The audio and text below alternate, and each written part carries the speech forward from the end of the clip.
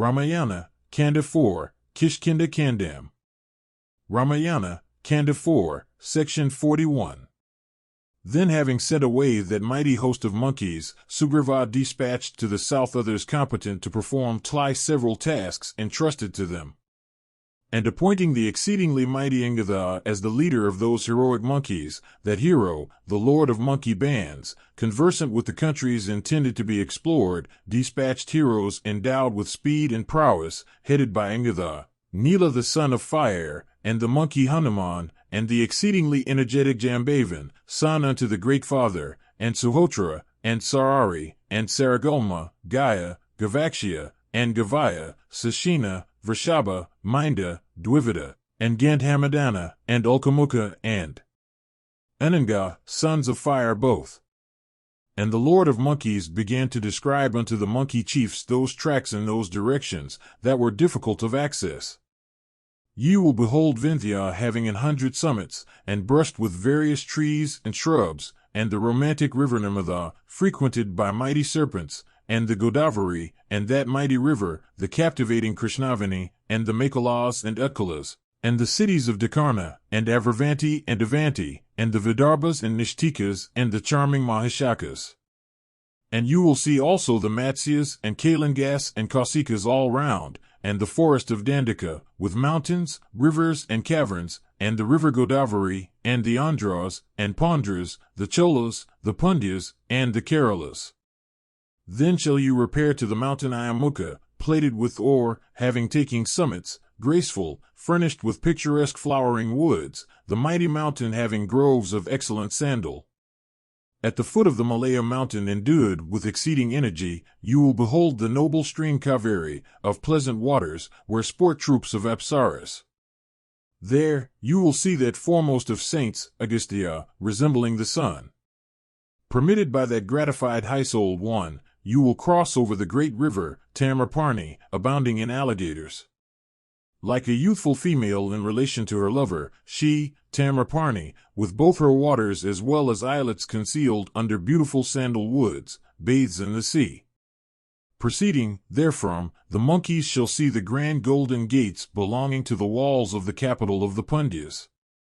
Then arriving at the main, you shall ascertain your ability or otherwise of crossing the same. In the bosom of the deep there, Agastya hath placed that foremost of mountains, the charming Mahendra, having picturesque plateaus, golden, and beautiful, with a portion of it sunk in the great ocean. For I, he of 1,000 eyes, at Parvas visiteth this mountain embellished by various blossoming trees and creepers, beauteous with divinities and saints, and the foremost Yakshas and Apsaras, thronged by numbers of Siddhas and Charanas, and of surpassing loveliness. On its other shore is an island extending over 100 yojanas, inaccessible to men and of splendid aspect. Do you explore it all round? There, in particular, you must every way search for Sita. That country belongs to the impious Ravana, worthy of being slain, the lord of Rakshasas, like unto the 1,000-eyed deity, in splendor. In the midst of the southern sea belonging to him, Ravana, there is a Rakshasi, named Anga, who procureth her prey by casting her shadow. Having, by your search, satisfied yourselves as to those countries where you might suspect Sita to be, do ye, your doubts dispelled, proceeding beyond that, Lanka, search for the spouse of that monarch endued with unbounded energy. In the sea extending over 100 yojanas, a lovely hill, named Pushpataka, the abode of Siddhas and Charanas, resembling the rays of the sun or the moon, resting on the waters of the ocean, looks splendid, piercing the heavens with its giant peaks. Of this mountain there is a particular golden summit, which the sun approaches. It is incapable of being beheld by the ungrateful or the atheistical. Bowing your heads down unto this hill, let the monkeys search on. Leaving behind that irrepressible one, ye will come upon a mountain difficult of approach, extending over 14 yojanas, named Suryavan. Passing by that also, ye will see a mountain, named Vidyut, filled with trees, beautiful at all seasons, and bearing all desirable fruits. There, feeding upon excellent and costly fruits and roots, and drinking delicious honey, let the monkeys pass beyond it. There is the hill named Kunjara, grateful both to the eye and the mind, where Vikwakarma had built the abode of Agastya. There rises that stately golden pile, adorned with various gems, extending over 1 yojana and 10 in height. In it also there is that palace, which is the abode of snakes, having spacious ways, and capable of being captured, guarded around, and protected by dreadful snakes and sharp-toothed serpents of virulent poison, where dwelleth Vasuki, the exceedingly terrible king of snakes. Proceeding heedfully, you must explore that Bhagavati palace, as also whatever concealed places may lie there. Going beyond that place, ye will see the mighty mountain named Rishava, in the form of a bull, full of all gems, and possessed of grace, where are produced excellent Gosirshika, Padmaka, and Harasayama sandals, and which in effulgence resembles fire.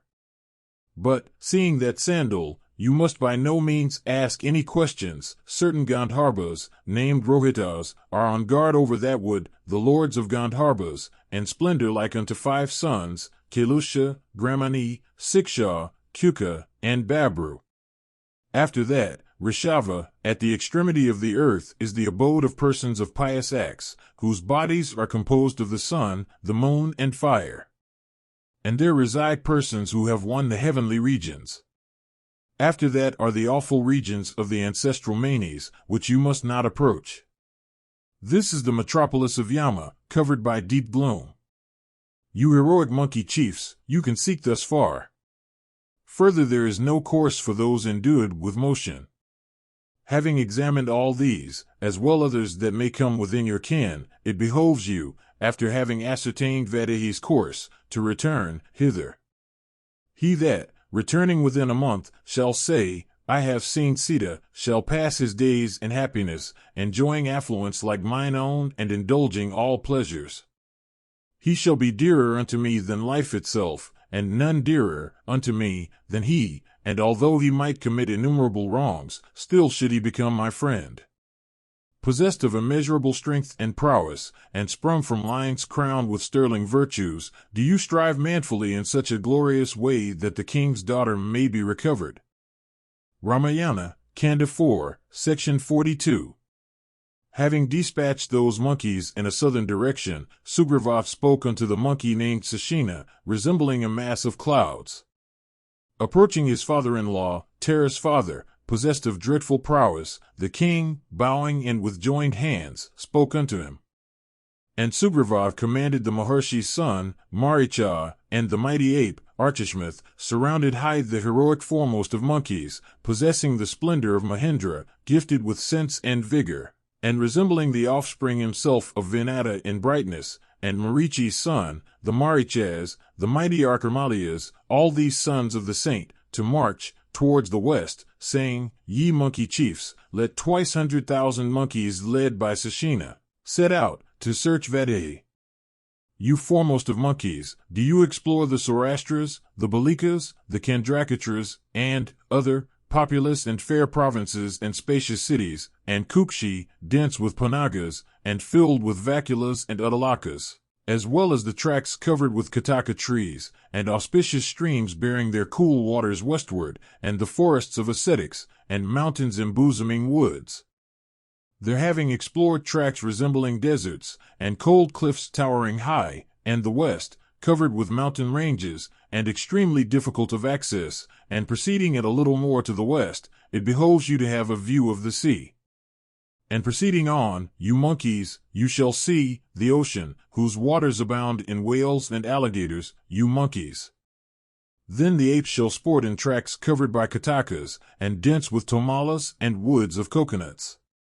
There shall you look for Sita and the mansion of Ravana, and hills and woods on the shores of the sea, and explore Mirikapatana, and the delightful Jadapura, and Avanti, and Angalapa, as well as in the wood, called Alakshita, and spacious monarchies, and emporiums. There is a mighty mountain where the Sindhu falls into the sea, Samagiri by name, having 100 summits and tall trees. In its plateaus there are certain birds, called sinhas. These lift up to their nests whales and elephants. The proud elephants carried to the nests and remaining on the summits of the mountain, possessing the roar of clouds, having been gratified with food, range around this extensive tableland filled with water. The monkeys, capable of wearing shapes at will, should swiftly search its golden summit towering to the sky and filled with graceful trees. Proceeding further, the monkeys shall behold the golden summit of Pariyatra rising from the sea and extending over 100 yojanas. There dwell all around in a body 24 kotis of ascetic Gandharvas, resembling fire, dreadful, practicing impiety, and like unto flames of fire. The monkeys of dreadful prowess should not present themselves before those, nor should they take any fruits from that country. Those heroes are hard to approach, and they are truthful and possessed of great might. And there they of dreadful prowess stow away their fruits and roots. There you should needfully search for Janaki. You have no fear whatever from them, do you only follow your native nature as monkeys. There, in hue like lapises, abounding in various kinds of trees and plants, is a mighty hill of an adamantine basis, called Vajra, beautiful, famous, and measuring 100 yojanas in height and area. There let the monkeys carefully explore the caves. On the fourth side of the ocean is a mountain named Chakravan. There Vikwakarma forged the discus, called Sahasrara. There, slaying Panchajana and the Danava, Hayagriva, the best of male beings, obtained the discus as well as the conch. In those beautiful plateaus and huge caves, you should everywhere search for Ravana with Videha's daughter. Sunk in the depths of the sea, is a very great mountain named Varha, having golden peaks and measuring 64 yojanas. And it is a city named Pragyatisha, all of gold. There dwells the wicked Danava named Naraka. There do you everywhere search for Ravana along with Vaidehi in the beautiful plateaus and huge caves. Passing beyond that foremost of mountains, whose sight betrays the secret of its bowels being freighted with gold, ye shall come upon the mountain Sarvasovarna, furnished with fountains and cascades. Coming to it, elephants, and boars, and lions, and tigers, on all sides roar ceaselessly, wrought by the echoes their own cries have produced. This is the mountain named Megha, where the graceful green-horsed vanquisher of Paka, Mahendra, was installed king by the gods.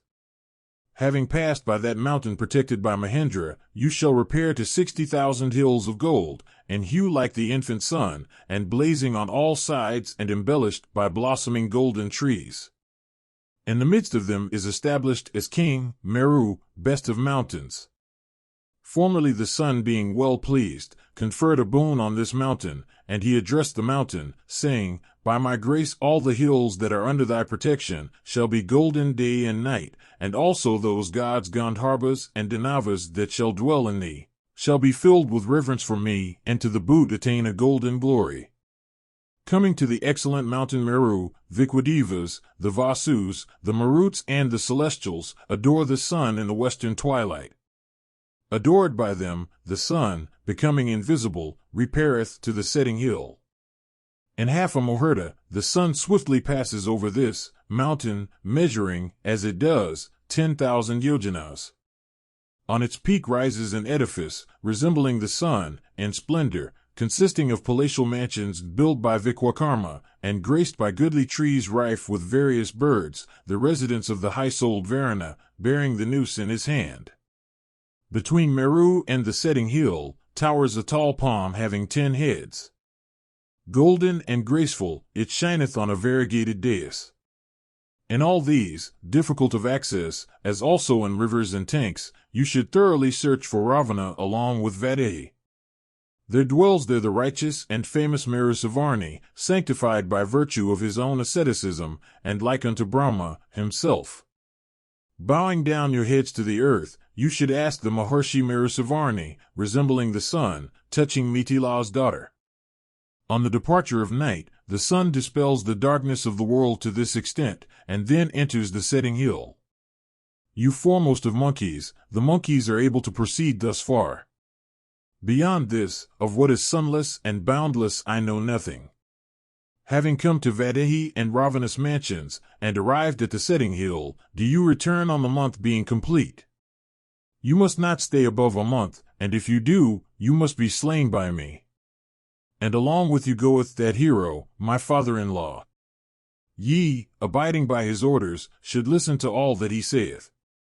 My mighty armed father-in-law, gifted with great strength, is my spiritual preceptor. All of you possessed of prowess, yourselves certainly constitute the measure whereby to ascertain the wisdom or otherwise of a course. Making this one also into a measure, survey the western quarter. Having requited the good that hath been done to us, we shall attain our end. Do you also determine what else is agreeable unto Rama, and in consonance with place, season, and profit, should be performed by you in the matter of this business. Then those monkeys, the monkey chiefs headed by Sashina, having heard Sugriva's deft speech, set out for the quarter protected by Varuna. Ramayana, Kanda 4, Section 43. Having directed his father-in-law to proceed to the west, that best of monkeys, the all-knowing King Sugriva, Lord of Apes, then spake unto the heroic monkey, named Satavala, words fraught with good unto himself as well as unto Rama. Surrounded by hundreds and thousands of rangers of the forest like thyself, in company with the offspring of Yama as well as the counselors in a body, do thou, O thou possessed of prowess, entering the northern quarter furnished with the Himakala, search everywhere for the illustrious spouse of Rama. Having performed this task satisfactorily, and brought about what is dear unto Dasaratha's son, we shall, O best of those that achieve success, be freed from our debts. The high-souled Raghava hath done us good. If we can serve him in turn, our life shall be crowned with success. Even the life of him that accomplishes the work of one to whom the former is not obliged, is successful. What then is to be said in respect of him that hath served one formerly? Pondering this, those that are engaged in our welfare should so act that Janaki may be discovered. And this foremost of men is worthy of being honored by all creatures, and Rama, captor of hostile capitals, hath also found delight in us. Endowed with sense and prowess, do you explore these many inaccessible places, rivers, and mountains. Having searched their Mlekas, Pulindas, Surasenas, Prastalas, Bharatas, Kurus, and Madrakas, and Varatas, as well as the cities of Cambojas, Yavnas, and Sakas, do you explore Himavan. And in tracts of Lodras and Padmakas, and in Devadara woods do you search thoroughly for Ravana along with Videha's daughter. Then, coming upon the hermitage of Soma, frequented by gods and Gandharbhas, do you repair to the mountain called Kala, possessing spacious plateaus. In those mighty mountains, as also in others and in their caves, do you search for that exalted lady, the blameless wife of Rama. Having passed beyond that mighty mountain containing gold in its womb, it behoves you to go to the mountain called Sudarkana. Then lies the mountain called Devasaka, the home of feathered tribes, abounding in various fowls, and embellished with diverse trees. In its golden tracks, fountains, and caves, do you search for Ravana along with Videha's daughter. Going beyond it, ye come upon a vacant land, measuring in 100 yojanas, without mountains, or rivers, or trees, and void of all living beings. Speedily passing that desert land capable of making one's hair stand on end, you shall feel delighted on coming to the pale Kailaka. There, ye will behold the charming mansion of Kuvara resembling pale clouds of burnished gold, built by Vikwakarma, where lies the spacious tank overflowing with lotuses and lilies, thronged with swans and karandavas, and frequented by troops of apsaras. Their king Vakarvana, the lord of Yikshas, bowed down unto by all creatures, the graceful giver of riches, sporteth along with the Guhyakas. In the offshoots belonging to Kailaka resembling the moon, as also in their caverns, do you thoroughly search for Ravana in company with Vadehi.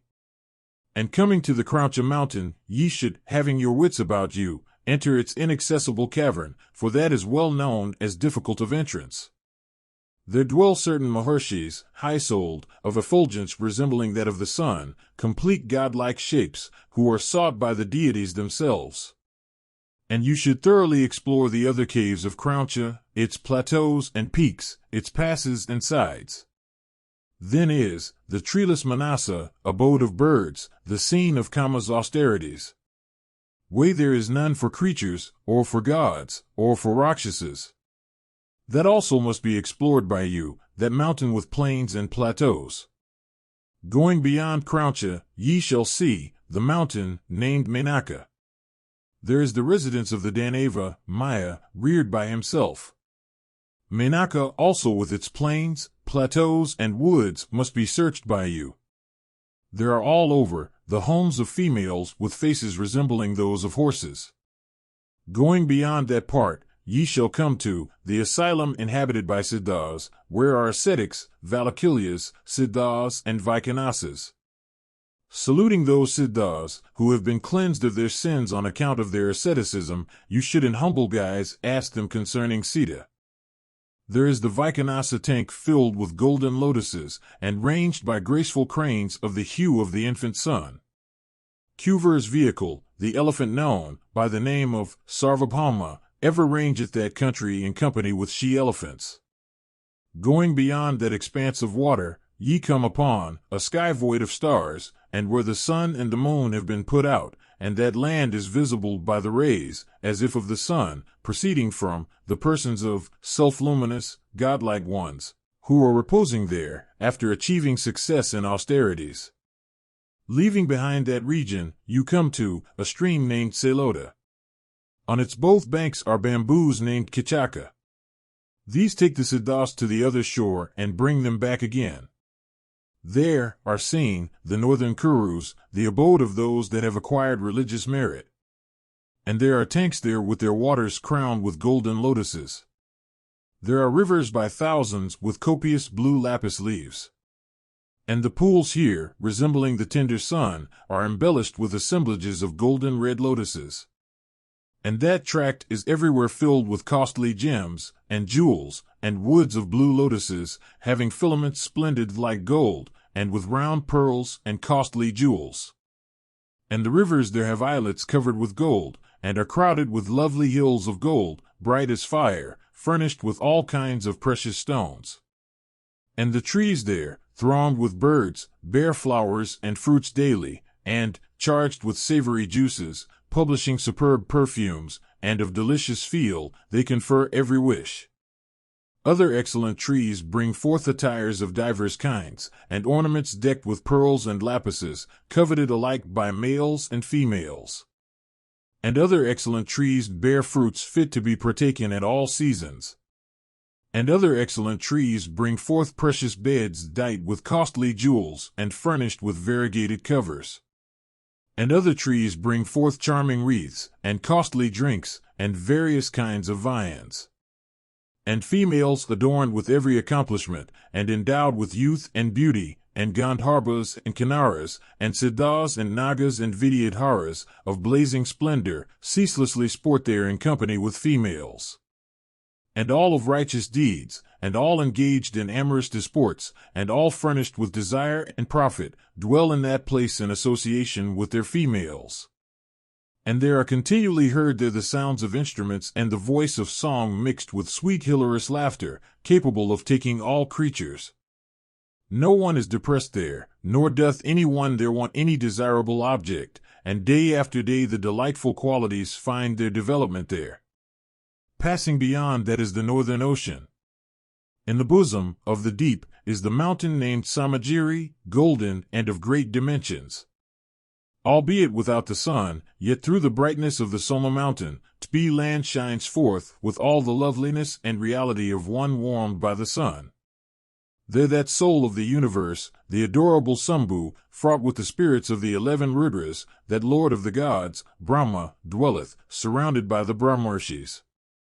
You cannot proceed to the north of the Kurus, nor is there way in that region for any other creatures. And that mountain is named Soma, incapable of being entered even by the gods. Citing this, you should speedily turn back. You foremost of monkeys, the monkeys are competent to proceed thus far. Beyond that, of regions sunless and limitless I know nothing. You should search all these which I have described unto you, and you should also turn your attention to others besides, which I have omitted to mention. You that are comparable unto the wind or fire, by accomplishing the work of beholding Videha's daughter, you will do what is held as exceedingly dear unto Dasaratha's son, as well as highly grateful to me. Then, having achieved success, do ye, along with your friends, honored by me, and crowned with every virtue, you monkeys, with your enemies slain, range the earth in company with your wives, the support of all beings. Ramayana, Kanda 4, Section 44. Sugriva had declared his conviction that he relied particularly upon Hanuman. And convinced as to the ability of that best of monkeys to accomplish the work, Sugriva, that lord of all the dwellers of the woods, well pleased, spoke unto Hanuman, son unto the wind god, saying, O foremost of monkeys, neither on the earth, nor in the sky, nor in the ethereal regions, nor yet in water, find I any obstacle to thy course. The entire worlds with Asuras, and Gandharvas, and Nagas, and men, and gods, with oceans, and the earth and the regions beneath, are well known unto thee. And thy motion, vehemence, energy, and fleetness are, O hero, O mighty ape, even like those of thy sire, the powerful wind god, and there exists no creature on earth that is like unto thee in energy. Therefore do thou bethink thee how Sita may be recovered. Even in thee, O thou versed in policy, are strength, and wit, and courage, and policy, and conduct in consonance with season and place. Thereat, understanding that success in the task depended upon Hanuman, and also knowing what Hanuman was, Raghava reflected, this lord of monkeys is every way confident concerning Hanuman, and Hanuman himself is even more confident of achieving success in the work. He that hath been tested by his deed, and who hath been considered worthiest by his master, having been commissioned in this business, success in the work is certain. Then beholding that monkey who was the fittest for the task, that exceedingly energetic one, Rama, with his mind and senses exhilarated, considering himself as already crowned with success, felt the excess of joy. And well pleased, that subduer of enemies handed to Hanuman a ring inscribed with his name, as a sign unto Ihe king's daughter. By this sign, O foremost of monkeys, Janaka's daughter will be able to see thee fearlessly, as one that hath come from me. Thy firmness, O hero, and sterling prowess, as well as Sugriva's saying, tell me greatly of success. Thereupon, taking that ring, and raising his joined palms to his head, that foremost and best of monkeys, saluting Rama's feet, went away. Then taking with him that mighty host of monkeys, that hero, the son of the wind, resembled the moon of bright disk in the sky, garnished by the stars, after the clouds have departed. O thou of excessive strength! I take refuge in thy might. O thou endowed with the prowess of the foremost of lions! Do thou, O son of the wind, O Hanuman, exert thyself so, summoning the great strength thou art master of, that we may obtain Janaka's daughter. Ramayana, Kanda 4, Section 45. Summoning all the monkeys, that foremost of monkeys, King Sugriva, spake unto them all touching the success of Rama's work. The monkey chiefs, knowing the stern command of their lord, should search in all these places. Then, covering up the earth like locusts, they marched away. Expecting tidings of Sita, Rama remained that month in the vicinity of that cascade, in company with Lakshmana. And that heroic monkey Satavali swiftly set out for the northern regions covered by the monarch of mountains. And that leader of monkey herds, Vinata, proceeded towards the eastern quarter. And that monkey, Hanuman, leader of monkey herds, in company with Tara, Engatha, and others, went to the south, inhabited by Agastya. And that lord of monkeys, Sashina, lion among monkeys, went to the terrible western quarter, protected by Varuna. Then, having properly dispatched his forces in all directions, that general of the monkey hosts, being pleased, gave himself up to sport. Thus dispatched by the king, the monkey chiefs proceeded apace respectively towards their destined quarters. And the monkeys possessed of great strength cried and howled and roared and shouted and rushed and sent up loud ululations. Thus dispatched by the king, the leaders of monkey herds said, We shall bring back Sita, and slay Ravana.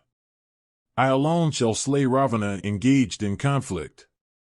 And slaying him, I shall this very day swiftly carry off Janaka's daughter, trembling because of fatigue, saying unto her, Rest thou. I single-handed shall recover Janaki even from the nether regions. I shall uproot trees and rive mountains. I shall cleave the earth and vex the deep. And some said, I can, without doubt, clear Ayodhya at one bound, and another said, I can clear 100, and yet another, I can more than 100. And neither on earth, nor in sea, mountains, woods, nor nether regions, can my course be obstructed. Thus did the apes, proud of their strength, severally speak in presence of the sovereign of the monkeys. Ramayana, Kanda 4, section 46. On the monkey chiefs having departed, Rama said unto Sugriva, How is it that thou knowest all the quarters of this earth? Thereupon, the self-controlled Sugriva, bowing low, said unto Rama, Do thou listen to my words. I shall relate everything. When Vali pursued the Danava Dunduvi, wearing the form of a buffalo, towards the Malaya mountain, Mahisha entered a cave of that mountain. And Vali also, desirous of slaying the Asura, entered Malaya. And I was made to stand at the mouth in humble guise, nor did Vali issue out, although a good year rolled away. Then the cave became filled with blood gushing out vehemently. Seeing this, I became amazed, and exercised with the poison of grief on account of my brother. And I, losing my sense, thought that my superior had for certain been slain. And I placed a crag huge as a hill at the mouth of the cave. And thought I, Mahisha, unable to issue out, needs must meet his end.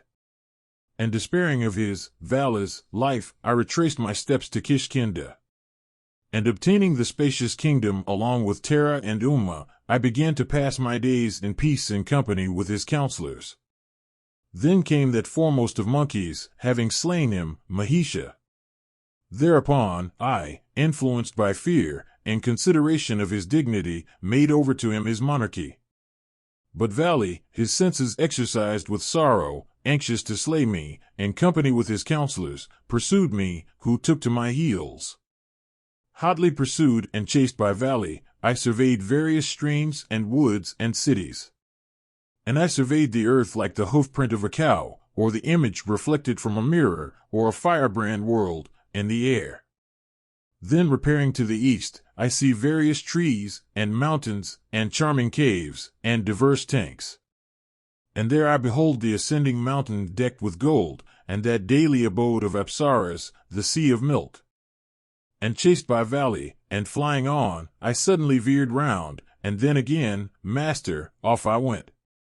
And changing that direction, I again made for the south, crowded with trees belonging to Vindhya, and embellished with sandal woods. Then seeing Vali in the mountain among trees, from the south I, pursued by Vali, betook myself to the western quarter. And beholding various countries, and arriving at that foremost and best of mountains, Asta, I turned to the north, and passed Himavat, and Meru, and the northern sea. But pursued by Vali, refuge find I none. Then outspake Hanuman and Dutt with understanding, O king, now I remember me how that lord of monkeys, Vali, was cursed by Mithanga in this very hermitage. If Vali enters into this asylum, his head becomes cleft in 100. There we shall dwell happily without anxiety, O king's son. Thereupon, we went to the Rizyamukha mountain, nor did then Vali enter there from fear of Mithanga. Thus, king, did I actually see all the world. And from that place I came to this cave. Ramayana, Kanda 4, section 47. The principal monkeys, having been ordered by the Monkey King, speedily went in all directions to their destinations for the purpose of seeing Vaidehi. And on all sides they explore watery expanses, and streams, and lawns, and commons, and cities, and tracks rendered impassable by torrents. And the leaders of monkey herds search all those countries, described by Sugriva, containing mountains, woods, and forests engaged during the day in search of Sita. At night the monkeys seek the ground, for sleep. In every place, by day coming to trees I enjoying every season, and crowned with fruits, the monkeys prepared their beds at night. Counting that day as the first, the principal monkeys, after the month had run out, resigning all hope, came to the fountain and met with the Monkey King. And having explored the eastern regions, as directed, the exceedingly strong Vinata, not having been able to see Sita, came back, in company with his counselors. And then that mighty ape, Satavali, daunted in spirits, arrived with his forces, after having searched all through the north. And having searched the west in company with his monkeys, Sashina, on the month being complete, presented himself before Sugriva. And coming to Sugriva seated along with Rama behind the fountain, and saluting the former, Sashina said unto Sugriva, Searched have been all the mountains, and deep woods, and streams, and islands embosomed in the ocean, and the various provinces. And also searched have been all the caves which have been described by thee, and searched have been all the groves intertwined with plants, and thickets, and difficult and uneven grounds. And huge animals have been sought out and slain, by us. And all the impracticable places we have explored again and again. O Lord of monkeys, possessed of great strength and nobly born, it is Hanuman who will be able to ascertain the whereabouts of Mithila's daughter. And the wind's son, Hanuman, hath followed even the path by which Sita hath gone. Ramayana, Kanda 4, Section 48. The monkey Hanuman in company with Tara and Ingatha swiftly set out for the quarter assigned by Sugriva. And having proceeded far along with all those foremost of monkeys, he explored the caves and woods of Vindhya, spots inaccessible in consequence of streams intervening in front of mountains, and tanks, and tracts filled with trees, and various mountains rife with wild trees. And having searched in all directions, the monkeys could not find mightily Janaka's daughter Sita. And subsisting on various fruits and roots, they were overcome with fatigue, after searching dreadful forests, void of water, still and tenantless, as well as other forests of a similar nature. And having searched that country as well mighty forests containing caves, those leaders of monkey herds fearlessly explored other places, difficult of access, where the trees are fruitless, and without flowers and foliage, where the streams are waterless, and where roots even are rare, where there are no buffaloes, or deer, or elephants, or tigers, or birds, or any other animals that are found in forests. And there are neither trees, nor annual plants, nor creepers, nor herbs, and in that place there are no pleasant pools, with cool leaves, and filled with blown lotuses, and it hath been renounced by the black bees. There dwelleth a Maharshi, Kandu by name, and eminently pious, and truthful ascetic, irascible, and irrepressible because of his practice of self-discipline. And that with his son, a boy of 10 years, his sands having run out, breathed his last, and it is for this that the mighty ascetic hath come under the influence of passion. And cursed by that high-souled one, the entire mighty forest hath become unfit to harbor any creatures, difficult of entrance, and devoid of birds and beasts. They carefully search the skirts of its woods, mountain caves, and the sources of its streams. And those high-souled ones, devoted to the good of Sugriva, did not find Janaka's daughter, or her ravisher, Ravana.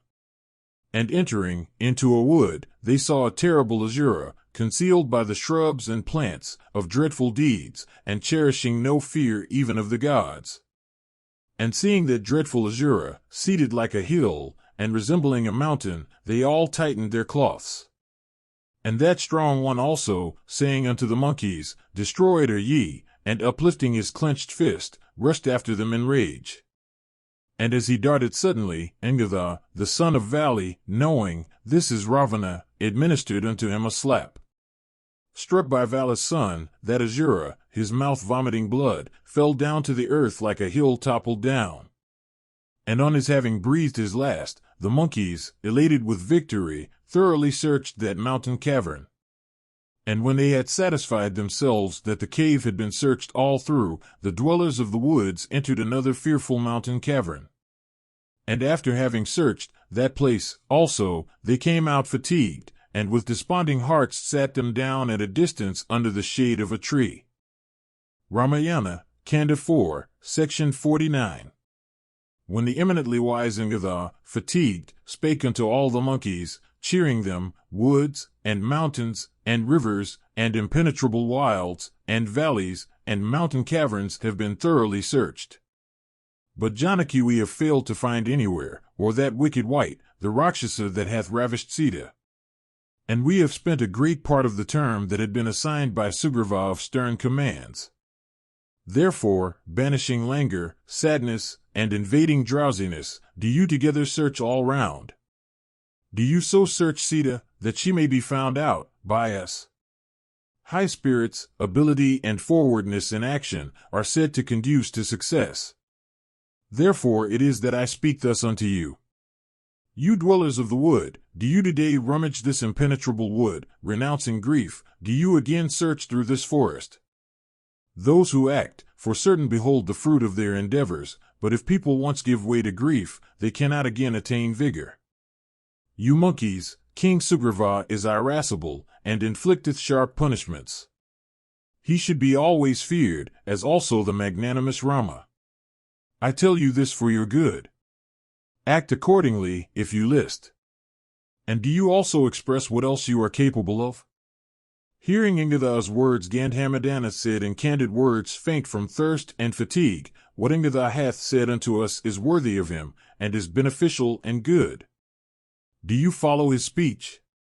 Let us afresh search hills, caves and rocks, vacant forests and mountain cascades, in accordance with what the high-souled Sugriva hath laid down.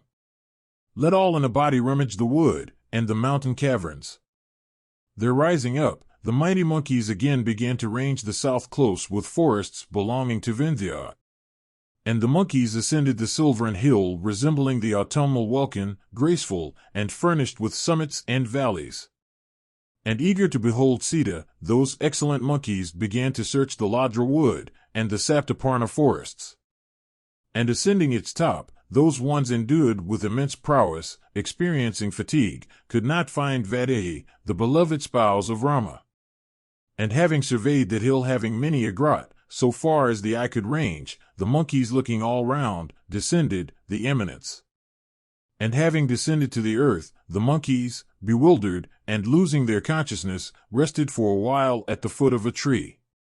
And their fatigue having gone off a little, the monkeys, having been refreshed for a while, again prepared to explore the whole south. And the monkey chiefs, headed by Hanuman, having set out on the search, began to range all through Vindhya. Ramayana, Kanda 4, Section 50. The monkey, Hanuman, in company with Tara and Ingadha searcheth the caves and woods of Vindhya, caverns all around haunted by lions and tigers, and in vast inaccessible cascades in that foremost of mountains. And they came to the southwestern summit of the mountain. And when they sojourned there, their appointed term had not expired. And that spacious country, consisting as it did, of caves and grots and woods, was difficult to search. And there the wind god's offspring searched all over the mountain. And each apart remaining at no great distance from the others, Gaya, Gavaka and Gavaya, Sarava, Gandhamadana, Mandi, Dvivida, and Hanuman, Jambavan, the youthful prince Ingadha, and Tara, remaining in sight of the wood, after having searched the south, lands covered with mountain ranges, were searching about, when they espied an unenclosed cavity, difficult of entry, named Vrikshavala, guarded by a Danava. And tried by hunger and thirst, worn out with fatigue, seeking for water, they found that cavity surrounded by trees and plants.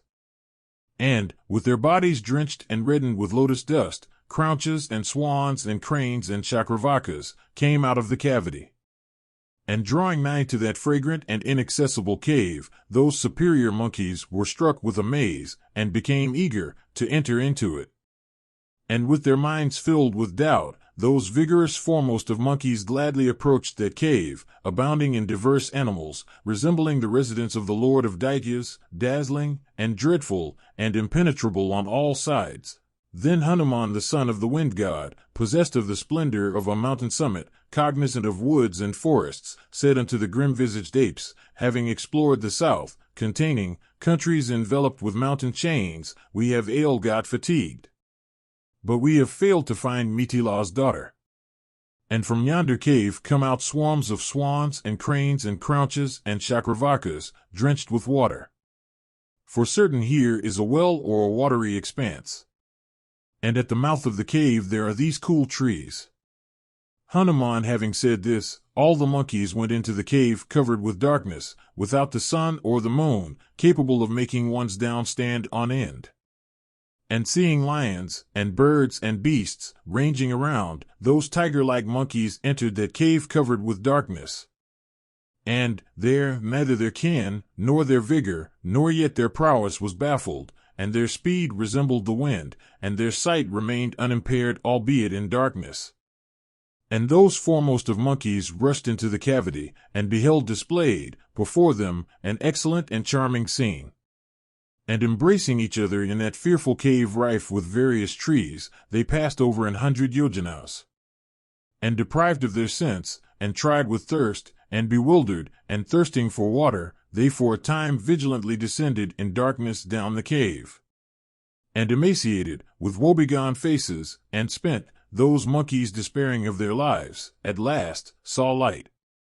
And those mild ones, coming to a spot free from darkness, saw golden trees, possessed of the brightness of flaming fire. And salas and palms, and tamalas, panagas, vangelas, and davas, champakas, naga trees, karnakaras in flower, with variegated golden bunches and twigs, and crests of clusters, and plants, embellished with golden garniture, resembling the infantine sun, on daisies composed of lapises, golden trees with resplendent bodies, having the hues of purple lapises, and lotus plants flocked with fowls, and spots, surrounded by large golden trees, like unto the infantine sun, and tanks with large fishes of gold and lotuses, containing pleasant waters, all these they saw there. And the monkeys saw their golden as well as silvern vehicles, and elegant dwellings all round veiled with nets of pearls, having golden balconies, with their grounds paved with gold and silver, and furnished with lapis lazulis. And on all sides they saw trees bearing fruits and flowers resembling coral, and golden black bees, and honey all round, and various spacious seats and beds about dight with gold and jewels. And searching in that cave, the exceedingly effulgent heroic monkeys saw heaps of golden, silver, and bell-metal vessels, and heaps of excellent aguru and sandal, and pure fruits and roots, and costly vehicles, and various kinds of sapid honey, and loads of costly attire, and lots of variegated woolen cloths and deerskins, as well as a female, from near. And they found her there, wearing a black deerskin, a female ascetic, with restrained fair, as if flaming in energy. Amazed, the monkeys sat them down in a body. And then Hanuman asked her, "Who art thou? And to whom doth this cave belong?" And Hanuman, like unto a hill, bowing down unto the old women with joined hands, asked her, saying, "Who art thou? And tell me, to whom belong this edifice and the cave as well as all these jewels?" Ramayana, Kanda 4, Section 51. Having said this unto that female clad in a piece of black deerskin, Hanuman asked that highly religious ascetic practicing pious offices, having rashly entered this cave enveloped in gloom, we have been exercised with hunger and thirst, and are extremely faint.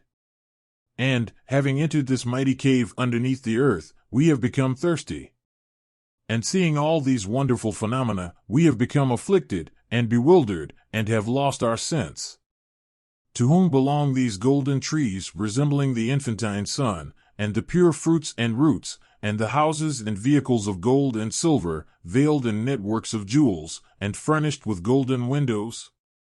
And by whose energy are these golden trees, here, bearing flowers, crowned with fruits, grateful to the sight, and breathing rich odor? And golden lotuses spring in lucent water, how golden fishes are discovered in it along with tortoises. Have these sprung from thy power, or do they owe their existence to the ascetic energy of any other? It behoves thee to relate all this unto us who are ignorant of everything. Thus addressed by Hanuman, the female ascetic practicing righteousness, and engaged in the welfare of all beings, replied unto Hanuman, O foremost of monkeys, there is one, named Maya, spreader of illusions. By him hath this entire golden grove been constructed through his wonderful power of construction.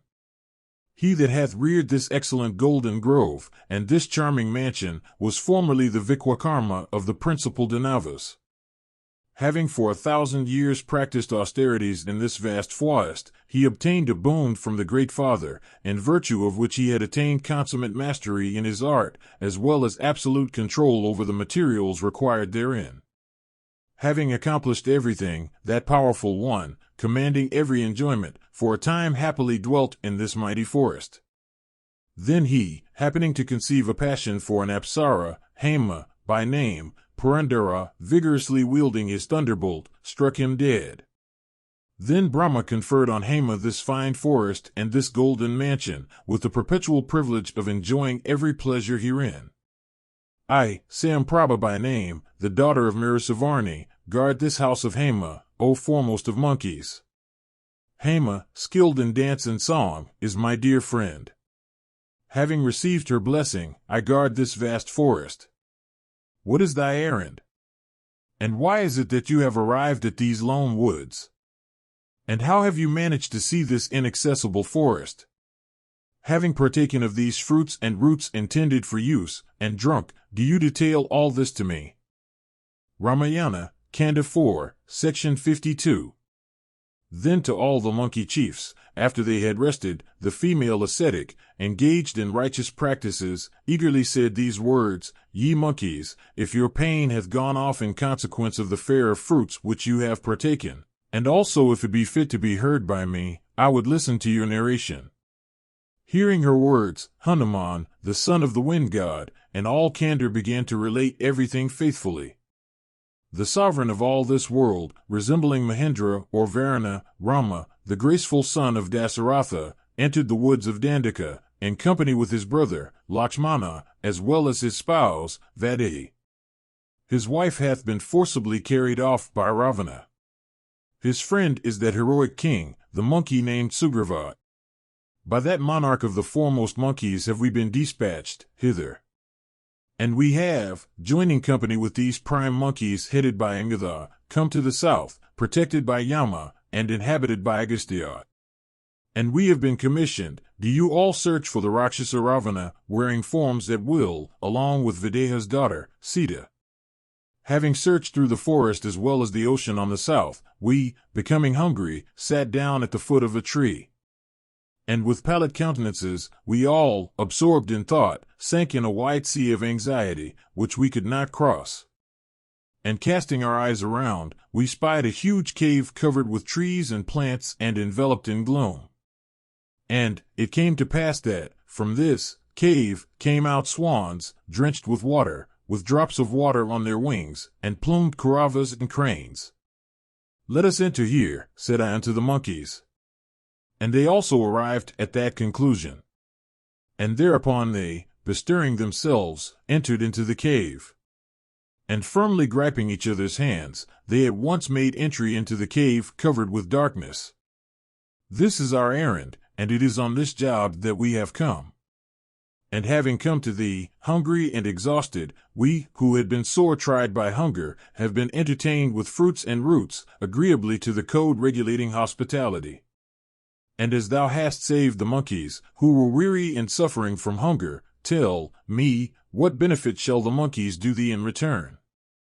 Thus addressed by the apes, the all-knowing Samprabha replied unto the monkey chiefs, saying, Well pleased am I with the fast-footing monkeys. But by one engaged in my duties, there is no work that is desiderate. Thus accosted in excellent words fraught with asceticism and righteousness, Hanuman spoke unto that one of faultless eyes, saying, We all take refuge in thee, practicing piety. The term that had been fixed by the high-souled Sugriva in respect of us shall all be spent in this cave. Therefore it behoveth thee to deliver us from this place. And it behoveth thee to save us, exercised with fear for Sugriva, who, happening to override Sugriva's command, shall lose our lives. And, further, O thou that practicest righteousness, great is the task that is to be performed by us. But if we stay here, that work of ours shall remain unaccomplished. Thus addressed by Hanuman, the ascetic said, Once entering, hard it is for any one to return, hence, alive. But by the potency of my asceticism acquired through self-discipline, I shall deliver all the monkeys from this den. You foremost of monkeys, do you close your eyes? No one is able to issue out of this place without closing one's eyes. Then they, eagerly desirous of going out, closed their sight with their hands furnished with tender fingers. And the magnanimous monkeys, with their faces covered with their palms, were in the twinkling of an eye liberated from the den by her. And then the pious anchoret spoke unto them there. And when they had come out of the fearful den, cheering them up, she said, This is the fair Vindhya mountain filled with various trees and herbs. This is the Ravana hill, and this is the great deep. Fair fortune! I go to my abode, you foremost of monkeys. Having spoken thus, Sayamprabha entered that captivating cave. Ramayana, Kanda 4, Section 53. Then they saw the ocean, abode of Varuna, shoreless, resounding, rife with dreadful billows. Exploring the mountain fastness of Maya, they spent the month that had been set by the king. Then sitting down at the foot of the Vindhya mountain, containing blossoming trees, at that time those high-souled ones indulged in reflections. And beholding vernal trees bending beneath the load of flowers, and environed by hundreds of plants, they were inspired with apprehension. And each knowing that spring had appeared, they, the term appointed for their task having run out, dropped down on the ground. Thereat, with bland words properly honoring the aged apes and the rest dwelling in the woods, that monkey having the shoulders of a lion or a bull, and plump and broad arms, the youthful prince Ayodhya, endowed with high wisdom, spoke, We have come out at the mandate of the monarch of monkeys. While we sojourned in the cave, a full month had passed away, you monkeys. Why do Yodi not understand this? We set out, engaging that our term of search should reach no further than the end of Kartika, but that hath expired. Now, what next is to be done? Having received the orders of the king, ye, conversant with morality, engaged in the welfare of your master, expert in every work, incomparable in execution, and renowned in every quarter, have come out, commanded by the Lord of Monkeys. Now, having failed to attain our object, we shall meet with death, there is no doubt whatever about this. Who, having been unsuccessful in doing the mandate of the king of monkeys, enjoyeth ease? Now all the rangers of the forest should fast unto death. Naturally stern, Sugriva, established as our master, shall not forgive us, when we repair there, after having disgraced us. Sita not having been found out, Sugriva, for certain, shall commit this sin. Therefore it is fit that, forsaking our sons, and wives, and wealth, and homes, we this very day sit down to starve ourselves to death. Death at this place is preferable to the unequal punishment we must meet with at the hands of Sugriva. And, further, I have not been installed heir apparent by Sugriva, I have been sprinkled by that foremost of kings, Rama of untiring energy. Entertaining enmity against me of old, the king, seeing this lapse, must be firmly determined to take my life by means of a severe sentence. What is the use of suffering my friends to look on my disaster at the last moment of my existence? Therefore even on this sacred shore of the sea shall I sit down to starve myself. Hearing the tender prince speak thus, all those principal monkeys pathetically observed, Sugriva is harsh by nature, and Raghava loveth his wife dearly. The time appointed having passed by, seeing us come, without attaining success in the task, and seeing us arrive without obtaining a sight of Vaidehi, Sugriva shall certainly slay us from the desire of doing what is agreeable to Raghava. Those who have transgressed cannot come to the side of their master. Having come hither as the principal servants of Sugriva, we shall either see Sita or obtain information concerning her, or else, O hero, we shall repair to the mansion of Yama. Hearing the speeches of the monkeys afflicted with fear, Tara said, No use of indulging in grief. If you relish it, let us all entering the cave, dwell there. This place abounding in flowers and waters, meats and drinks, which hath been brought forth by the power of illusion, is incapable of being approached. Here we have no fear from Purandara, or Raghava, or the king of monkeys. Hearing the welcome words of Ayodhya, the monkeys, being convinced, said, Do thou this very day so order that we may not be slain. Ramayana, Kanda 4, Section 54. When Tara, bright as the moon, had spoken thus, Hanuman felt as if Kishkindha had already deprived Sugriva of his kingdom. Hanuman deemed Vala's son as endowed with intelligence consisting of 8 elements, with power of 4 kinds, and the 4 and 10 virtues, as ever fraught with energy, strength, and prowess, as growing in grace like the moon during the lighted fortnight, as resembling Brihaspati in intelligence, and in prowess, his own sire, and as ever listening to Tara's counsels, as Purandarad listens to the counsels of Sukra. And Hanuman, versed in all branches of learning, finding Kishkindha backward in the affair of his master, began to inspire him with fear. He, wealthy in words, laying under contribution the second of the 4 means, had created division among those monkeys. On their being divided, he, Hanuman, set about raising Kishkindha's apprehension by various fear-fraught speech, referring to punishments. O Tara's son, thou art for certain more capable of fight than even thy sire, and thou art also able to hold the monkey kingdom as firmly as he. But, O foremost of monkeys, the monkeys are always inconstant in character. Bereft of their wives and sons, they shall not bear thy behest. And they shall never take to thee. This I tell thee in presence of all. And I will tell thee what. Thou neither by the virtues of conciliation, charity, and the rest, nor by chastisement, shalt succeed in drawing to thy side this Jambavan, or Nila, or the mighty ape Suhotra, or myself. A strong one wronging another that is weak, can live, therefore a weak person anxious for self-preservation, should never wrong a strong individual. Thou considerest that this cave may serve for thy protectress, having heard of it, said by Tara, but to rive the same is but light work for the shafts of Lakshmana.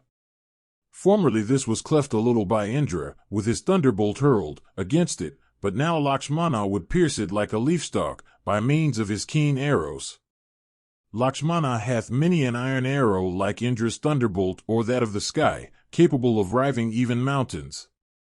O subduer of enemies, soon as thou shalt set up here, the monkeys, making up their minds, shall forsake thee.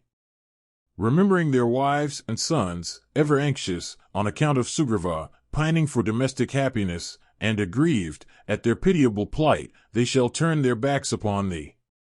Then, forsaken by thy kindred as well as friends seeking thy welfare, thou shalt be struck with affright even at a quaking blade of grass. If thou make head against Sugriva, the sharpened shafts of Lakshmana, terrible, of exceeding impetuosity and mighty vehemence, and incapable of being baffled, shall be eager to slay thee. On the contrary, if thou in humble guise present thyself before him, along with us, he shall establish thee in the kingdom, in consideration of thy being the next heir. A righteous sovereign, steady in vow, clean, and truthful in promise, thy uncle, who cherishes affection for thee, shall not by any means chastise thee. And he loves thy mother, and his life is for her, and she hath no other son. Therefore, O Amadu, go along with us. Ramayana, Kanda 4, Section 55. Hearing Hanuman's speech, uttered meekly, fraught with morality, and reflecting honor upon Sugriva, Kishkindha said, firmness and mental sanctity, mercy, candor, prowess, and patience are not in Sugriva. He that, while her son is living, appropriateth the beloved queen of his elder brother, mother unto him by morality, is hated of all beings. How can he that could cover up the mouth of the cave, when he had been desired by his brother gone on martial mission, to guard the same, how can he know morality?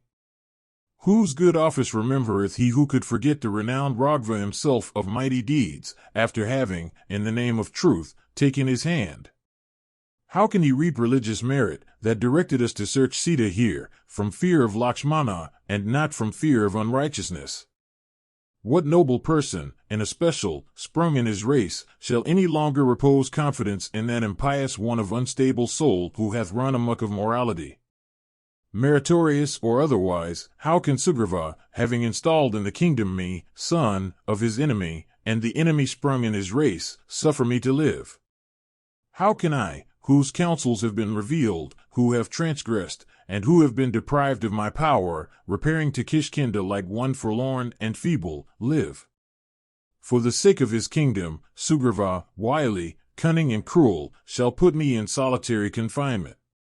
For me fasting to death is better than being confined and suffering the consequent misery. Do you grant me your permission, and go to your homes, you monkeys? I vow before you, to the palace I will never repair. At this very spot will I fast for death, as death is good for me. Bowing unto the king as well as unto the powerful Ragva, you should communicate my well-being unto Sugriva, lord of apes, and my health and peace unto my mother Uma. And it behoves you also to console my mother, Tara. Naturally fond of her son, and overflowing with tenderness, that lorn one, hearing of my death at this place, shall certainly renounce her life. Having said this, Engatha, saluting the elders, with a woebegone face entered the earth covered with grass. When he had entered, those foremost monkeys, stricken with sorrow, weeping shed warm tears from their eyes. And censuring Sugriva and praising Vali, they, surrounding Engatha, determined to starve themselves to death.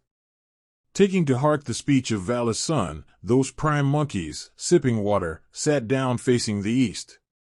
And sitting on the edge of the water on grass pointing to the south, the foremost monkeys, wishing for surcease, thought within themselves, even this is fit for us.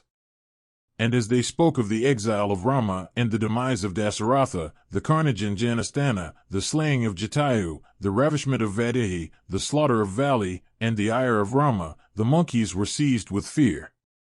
When those monkeys resembling mountain summits had entered in, they set up cries, which, like unto the rumbling of clouds, making the sky resound, made that mountain with its rills reverberate. Ramayana, Kanda 4, Section 56.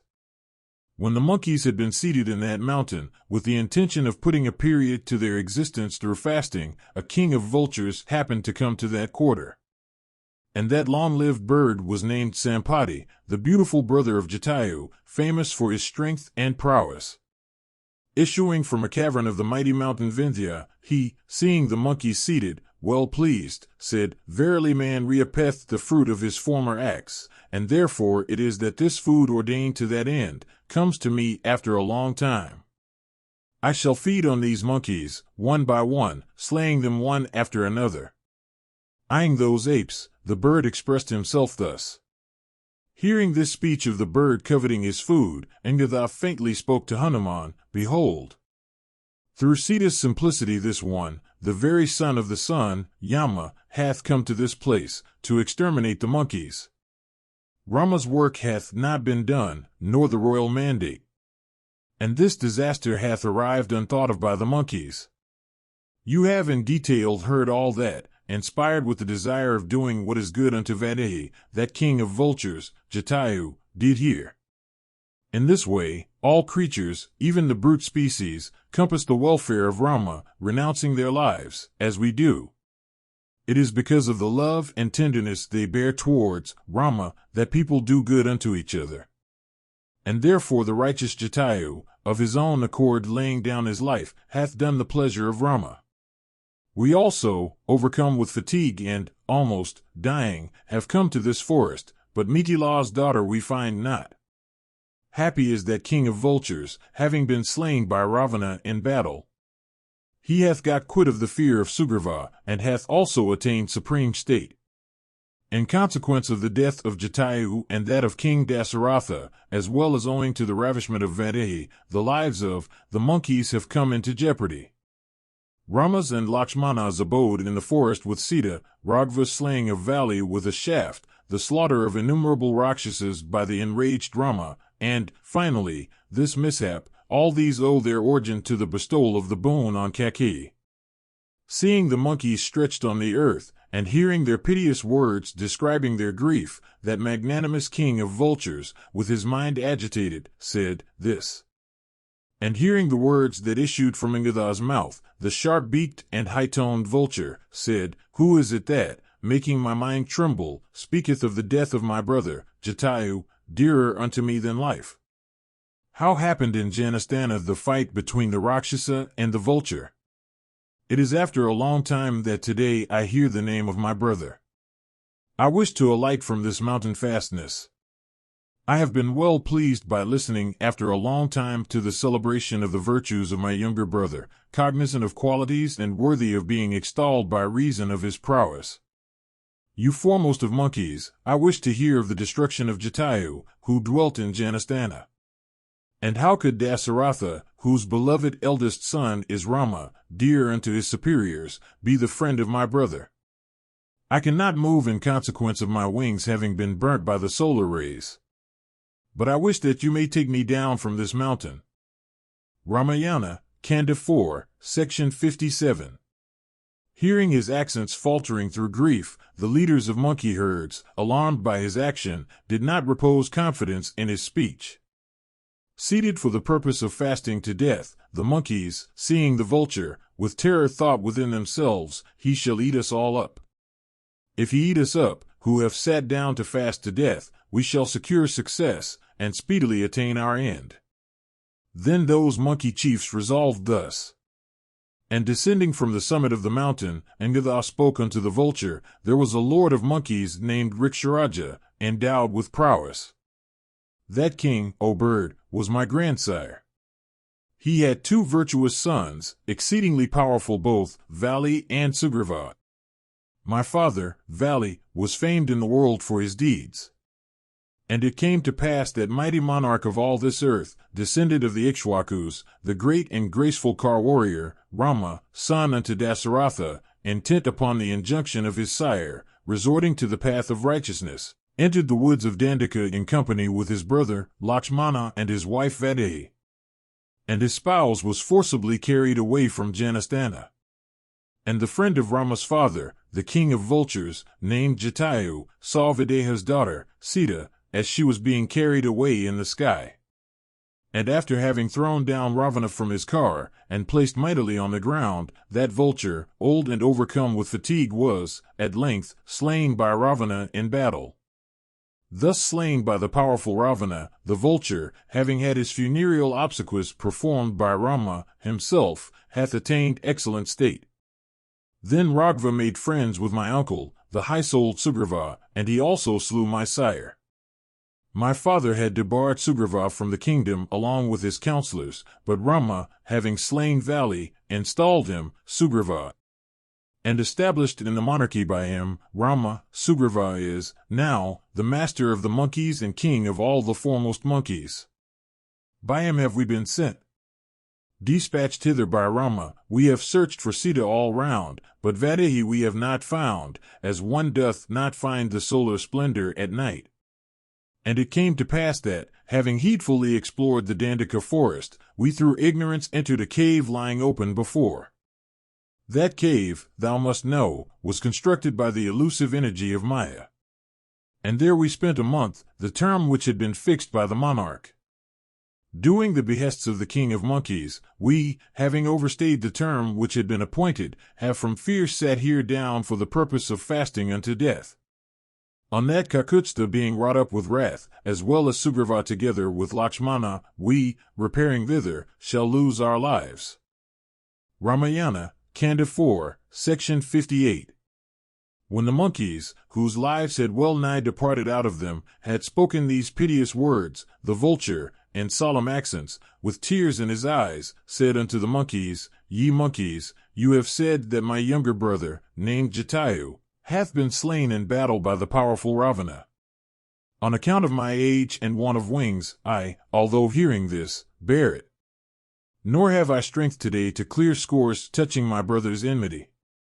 Formerly, while engaged in the destruction of Vritra, he and I, burning for victory, soared in the sky near the flaming sun, garlanded by glory. Thence impetuously wheeling round, we went to the celestial regions along the ethereal way. And it came to pass that, coming midway of the sun, Jatayu was faint. Witnessing my brother severely struck by the solar rays, and exceedingly stupefied, I from affection shadowed him with my wings. Thereat, my pinions scathed, I dropped down on Vindhya, you foremost of monkeys, and staying here, I could not know the circumstances that have befallen my brother.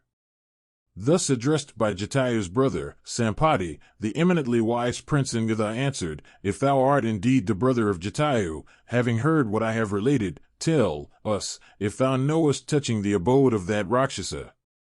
Tell us if thou knowest anent that short-sighted worst of Rakshasas, Ravana, whether staying far or near. Thereat, rejoicing the monkeys, the exceedingly energetic elder brother of Jatayu spoke words worthy of him, Ye monkeys, my pinions have been burnt, and I am a vulture shorn of strength. Therefore I will help Rama well by my words. I know the realms of Varuna, and Vishnu's Trivikrama worlds, the wars of the gods and Asuras, and the churning for ambrosia. And albeit age hath deprived me of energy, and albeit my life hangs loosely on me, yet, if this is Rama's work, it should be done by me first. I have seen a youthful and beautiful female, adorned with all ornaments, carried away by the wicked Ravana, the lady, all the while, crying, O Rama! O Rama! O Lakshmana! And taking her ornaments from her person, she was throwing them on the ground. Her silken cloth seemed like the solar splendor on the summit of a mountain, and herself beside the sable Rakshasa looked like the lightning in the welkin, beside clouds. From your relation of Rama, I conclude that she must be Sita. Now listen to me as I tell you about the abode of that Rakshasa.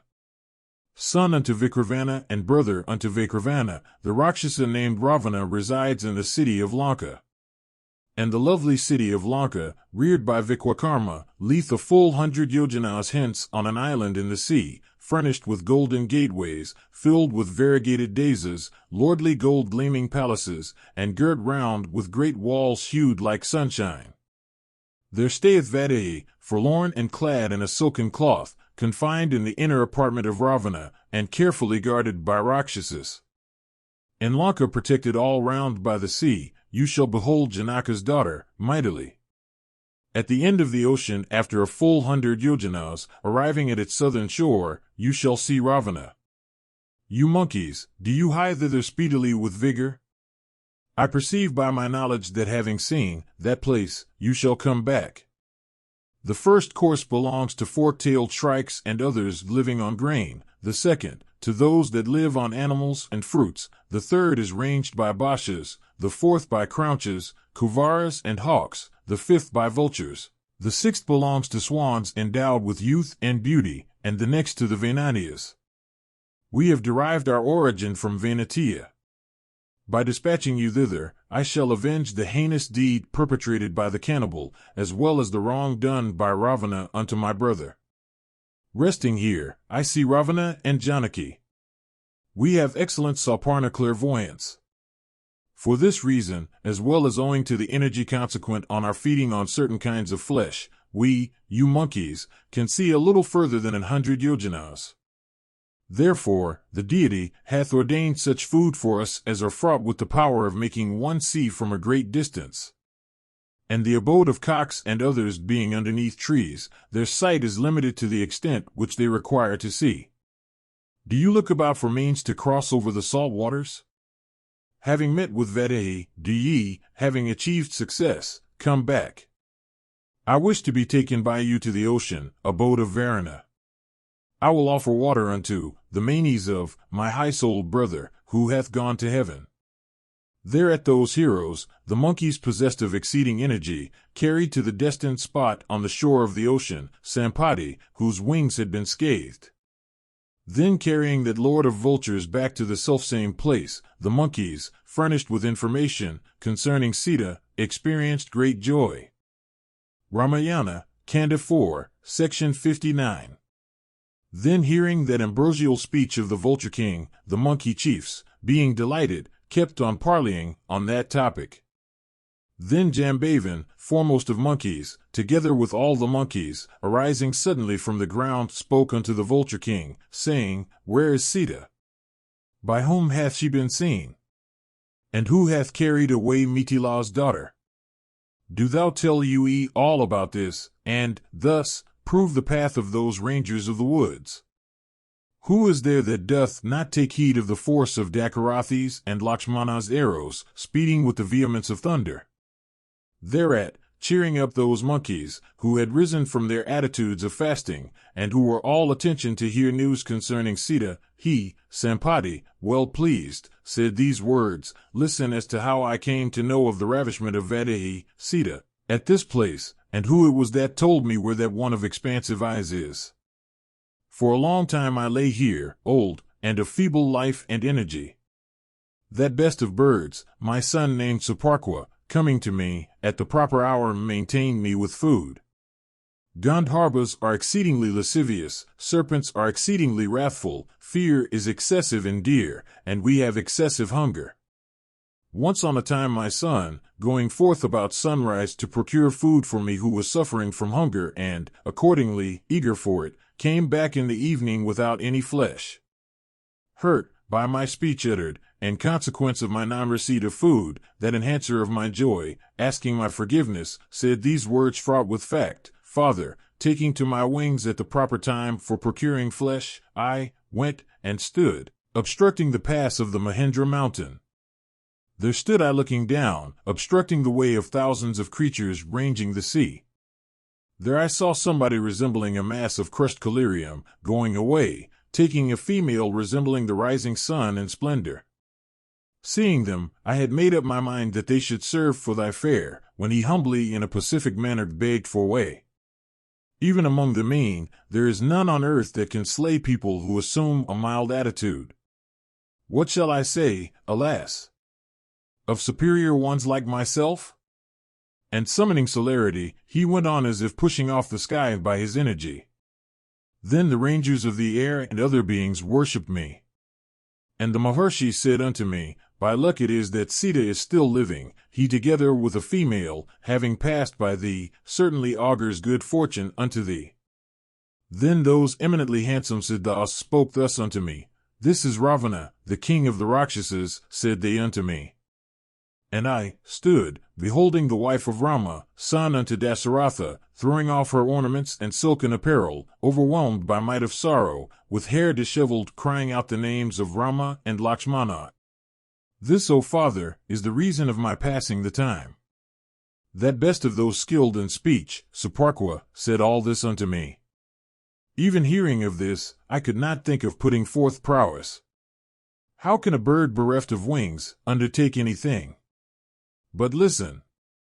I will tell you as to what I am capable of through speech, intellect, and merit, and what you can exert your manliness in. I will do what is agreeable unto you by my words and my intention. That which is Dakarathi's work is also mine. Of this there is no doubt. Ye, foremost in intelligence, strong, intellectual, and incapable of being overcome by the gods themselves, have been dispatched by the monarch of monkeys. And Rama's and Lakshmana's shafts furnished with the feathers of the Kanka are competent to afflict or save the three worlds. And although the 10-necked one is endowed with strength and energy, yet to you who are competent, nothing is hard to accomplish. There is no need of delay. Make up your minds. Persons like you do not give way to laziness and enterprise. Ramayana, Kanda 4, Section 60. When the vulture had offered oblations of water unto the manes of his deceased brother and finished his ablutions, the monkey chief sat down in that charming mountain, surrounding him. And inspired with confidence, in the words of the Nikakara, Sampati, from delight, said unto Ingatha, who was seated, surrounded by all the monkeys, remaining silent, "Do ye, you monkeys, needfully hear what I say? I will tell you truly how I came to know mightily. My body being affected by solar heat, and my wings burnt by the rays of the sun, O sinless one, I formerly fell to this summit of Vindhya. On regaining my senses after 6 nights, during which I was insensible, I looked around in bewilderment, but could not recognize anything whatever. Then closely viewing oceans and mountains, rivers and tanks, and woods and countries, my thoughts came back to me. And seeing this place abounding in cheerful birds, containing woods and crested with summits, I for certain concluded it to be Vindhya on the shores of the southern sea. And here lay a sacred asylum, honored even by the celestials, and here dwelt a saint named Nikakara, of fierce austerities. And after Nikakara, cognizant of virtue, had gone to heaven, I, bereft of that saint, passed 8,000 years in this mountain. Descending with difficulty from the uneven top of Vindhya, I again came to the earth covered with sharp-pointed grass. I was eager to see the saint, and, therefore, with much ado I came to him, and Jatayu and myself saw that saint many a time and oft. A fragrant breeze blew about the hermitage, and no tree was found that did not bear flowers and fruits. Approaching the holy asylum, I, desirous of beholding the worshipful Nikakara, waited at the foot of a tree. Then at a distance I saw the saint, flaming in energy and irrepressible, returning northwards.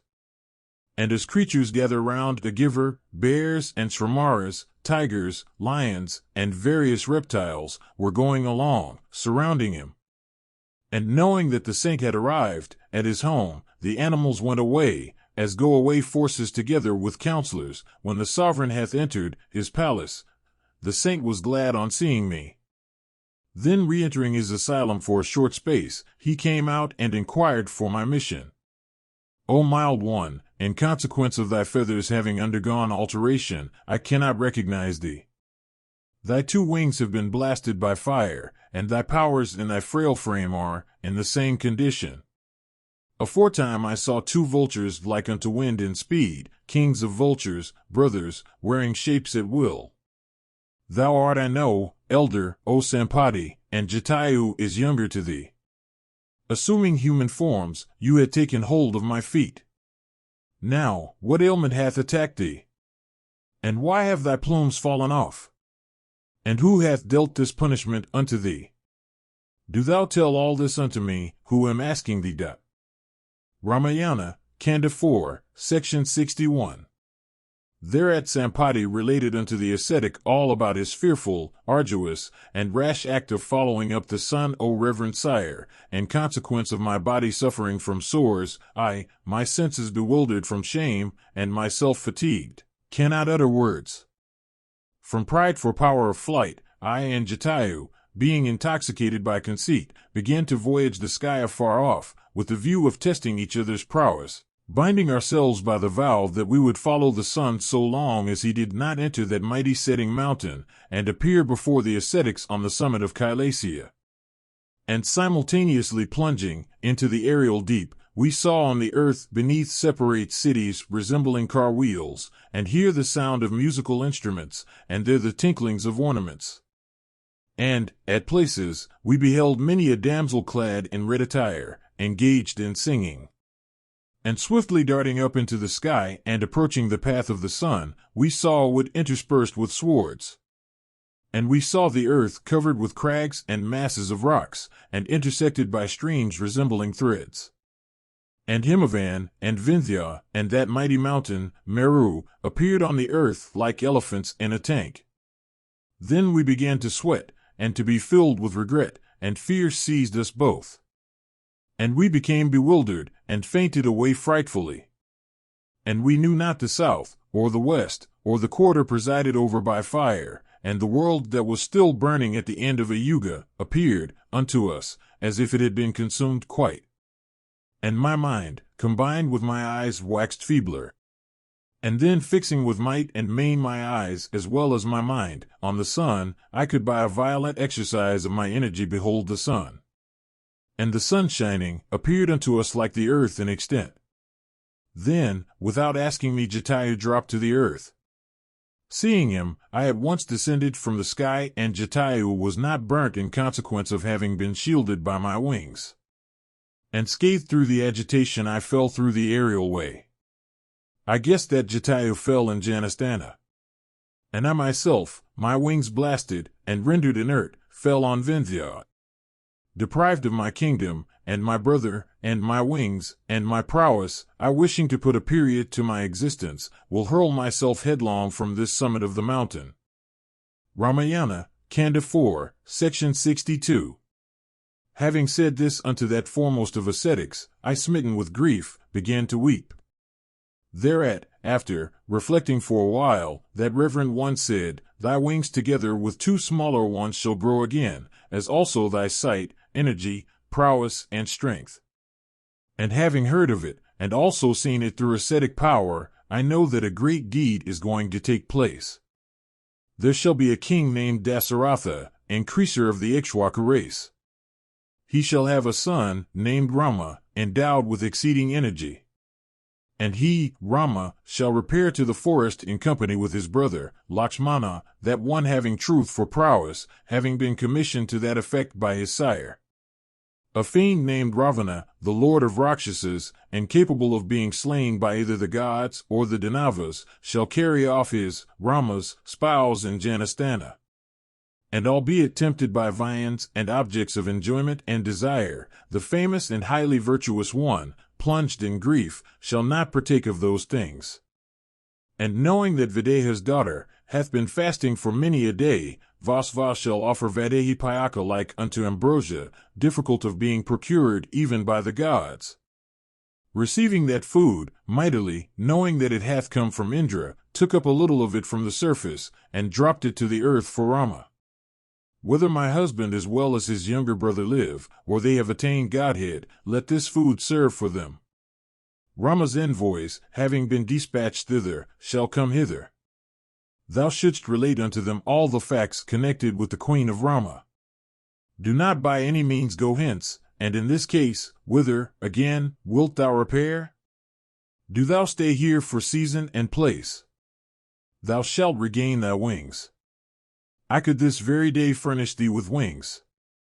But, by staying here in this condition, thou wilt be able to compass the welfare of the worlds. Even thou shalt do that act in behalf of those sons of the king, of the Brahmanas, of the spiritual preceptors, of the ascetics, and of Vasva. I also am desirous of beholding the brothers, Rama and Lakshmana. I do not wish to hold this life long. I would renounce my life. That Maharshi, conversant with the nature of things, told me this. Ramayana, Kanda 4, Section 63. Having praised me with these and many other words, and bidden me adieu, that one skilled in speech entered his own habitation. Issuing out gently from the cave of that mountain, I, ascending Vindhya, was expecting you. The space covered by the time intervening between then and today is a little over 100 years, and laying up in my heart the speech of that ascetic, I have been awaiting season and place. Setting out on his great journey, on Nikakara having gone to heaven, I, distracted with various thoughts, have been consumed by grief. My rising intention of doing away with myself I have suppressed in consideration of the words of the ascetic. The reason which he had imparted unto me for preserving my life hath removed my pains, even as a flaming fire dispels darkness. And knowing the prowess of the impious Ravana, I said in rage to my son, versed in speech, hearing her lamentation, and knowing them bereft of Sita, why didst thou not deliver her? My son did not do this good office unto Dasaratha, influenced by affection for him. As he was speaking thus in the midst of the monkeys, his wings sprang up in presence of the rangers of the forest. Thereupon, seeing his person furnished with grown pinions hued like the infant sun, he experienced incomparable raptures, and addressed the monkeys, saying, By the grace of that Rayarshi of immeasurable energy, my wings, which had been burnt up by the rays of the sun, have grown again. Today I have got back the strength and prowess which I possessed while my youth was yet present. Do you strive every way? You shall meet with Sita. And my getting back my wings inspires us with confidence as to success. Having said this unto all the monkeys, that ranger of the sky and best of birds, Sampati, anxious to ascertain his power of flight, flew up from the mountain summits. Hearing his words, those powerful monkeys, with vigor enhanced, seeing success before them, felt the height of joy. Then those foremost of monkeys, in vigor resembling the wind, getting occasion for displaying their prowess, intent upon searching the Janaka's daughter, set forward towards the quarter crested by Abhijit. Ramayana, Kanda 4, Section 64. Having heard all this related to them by the Vulture King, the monkeys, possessing the strength of lions, filled with delight, bounded and set up a roar. Hearing from Sampati that Ravana was to be slain, the monkeys, growing glad, came to the ocean, with the desire of seeing Sita. And coming to that country, these once possessing dreadful prowess, beheld the sea, reflecting the image of this entire mighty world. And arriving at the northern side of the southern sea, those exceedingly powerful heroic monkeys took up their quarters there. And seeing the sea, here as if asleep, there as if playful, and at another place with surges measuring mountains, and thronged with the foremost Danavas inhabiting the nether regions, and capable of causing one's hair to stand on end, those powerful monkeys were seized with sadness. And seeing the sea, incapable of being crossed even as the sky, all the monkeys began to lament, saying, "What is to be done?" And that best of monkeys, Kishkindha, seeing the army cast down because of the sight of the sea, began to comfort the monkeys, afflicted with fear. We should not indulge in grief. Grief is injurious. Grief destroys a person even as a wrathful serpent doth a boy. He that, when the time has come for displaying his prowess, indulges in sorrow, growing weak in energy, fails to attain his object. That night having passed away, Kishkindha in company with the monkeys, joined by the old ones, again took counsel with them. And that monkey host surrounding Kishkindha resembled the host of Maruts environing Vasva. Who save Vala's son, stationed at one place and at another Hanuman, could be capable of stilling that force? Then saluting the elders as well as the army, the graceful Kishkindha, repressor of foes, spoke words fraught with sense. What person, endued with exceeding energy, shall now leap over the main? Who shall serve that subduer of enemies, Sugriva, ever intent on truth? What monkey can leap over 100 yojanas? Who shall deliver leaders of herds from a mighty fear? By whose favor shall we, crowned with success and rendered happy, returning from this place, shall behold our wives and our sons and our homes? By whose favor shall we joyfully meet Rama, and the mighty Lakshmana, and that dweller in the woods, Sugriva? If any monkey among you is competent to bound over the deep, let him at once confer on us dakshina in the shape of deliverance from fear. Hearing Kishkindha's speech, none said anything. And that host of monkeys wavered. Then that foremost of monkeys again addressed those monkeys, saying, "All of you are the foremost of strong ones, and of steady prowess. And you have sprung in blameless lines, and are ever honored by the king. And yet no one of you can promise to undertake this journey? You best of monkeys, unfold your respective powers in bounding." Ramayana, Kanda 4, Section 65. Hearing Kishkindha's speech, those foremost monkeys one after another began to speak, touching their respective competence in coursing, Gaya, and Gavaksha, and Gavaya, and Sarabha, and Gandhamadana, and Minda, and Dvivida, and Kishkindha, and Jambavan. And Gaya said, "I can leap over 10 yojanas," and Gavaksha said, "I shall go 20 yojanas," and the monkey Sarabha said to those monkeys, "Ye monkeys, I shall go 30 yojanas." And the monkey, Rishava, said to those monkeys, "I shall, without doubt, go 40 yojanas," and the exceedingly energetic monkey, Gandhamadana, said, "I shall, for certain, go 50 yojanas." And the monkey Minda said unto the monkeys there, "I shall undertake to leap over 60 yojanas."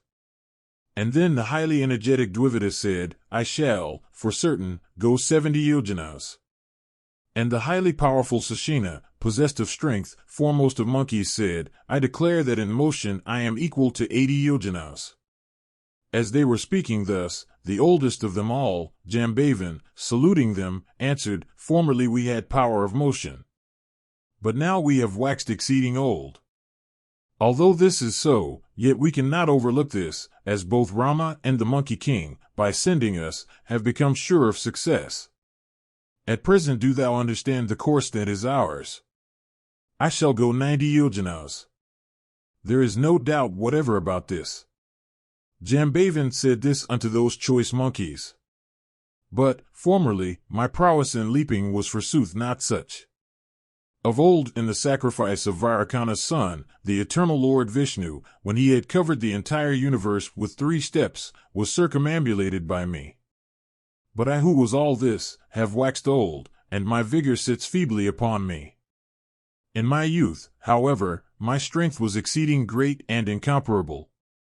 Now I can only by my own energy course thus far. But such a bound shall not bring success on our undertaking. After this, saluting the mighty monkey, Jambavan, the wise Ingadha spoke straight sense, saying, I can go over this mighty 100 yojanas, but there is no certainty as to my power of returning. Thereat, Jambavan, cognizant of speech, said unto that foremost of monkeys, O foremost of leonine ones, we know thy power of motion, thou art capable of coursing 100,000 yojanas, as well as of coming back. But we say that even this is what is fit. My child, the master must on no account be commanded by his servants. O foremost of monkeys, all these should be commanded by thee. Thou art our spouse, and, at the same time, occupying the position of our husband. The master is the spouse of the army. This is the way of the world, O repressor of foes. O subduer of enemies, thou art the root of this business. Therefore, my child, thou shouldest always be maintained by us like a wife. The root of any work must be preserved. This is the policy of those versed in business. The root existing, all the virtues, obtaining fruit, certainly meet with success. Thou, O thou having truth for prowess art the instrument of this undertaking, and, O subduer of enemies, furnished with sense and vigor, thou art the occasion herein. And, O foremost of monkeys, thou art both our superior, and our superior's son, and resorting to thee we are enabled to accomplish our object.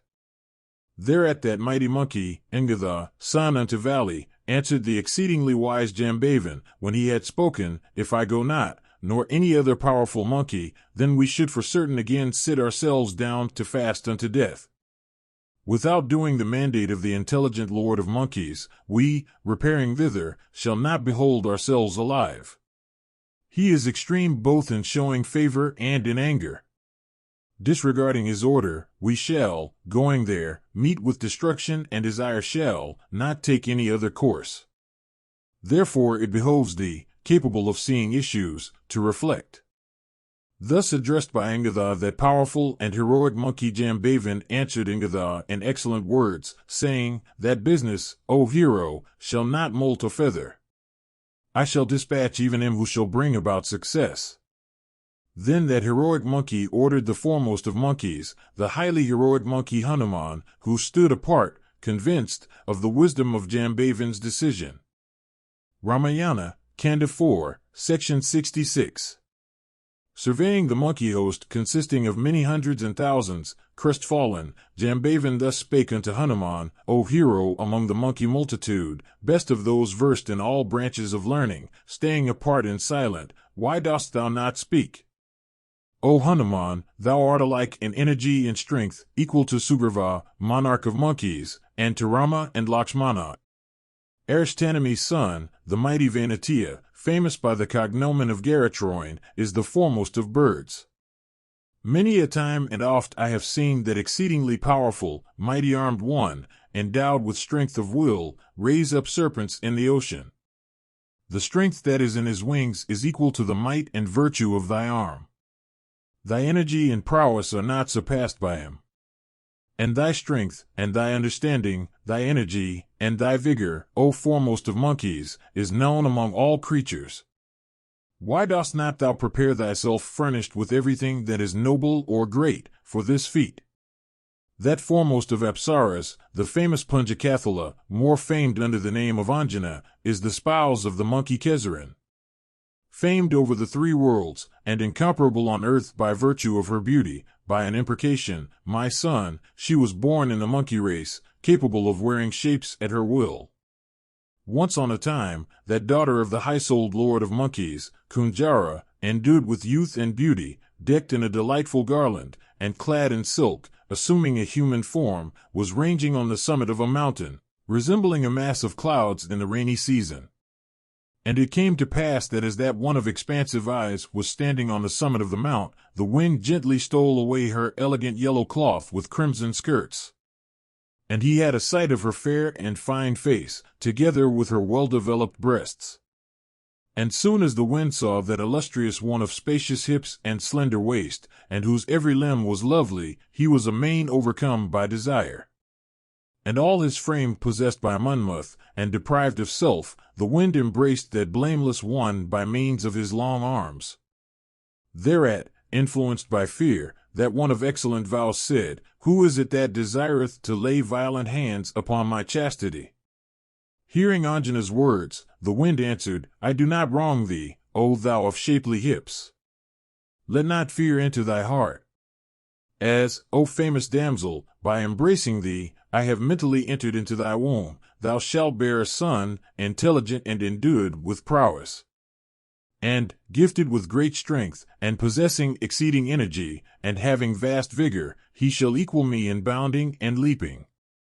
Thus addressed, O mighty monkey, thy mother, O long-armed one, O foremost of monkeys, gave birth to thee in a cave.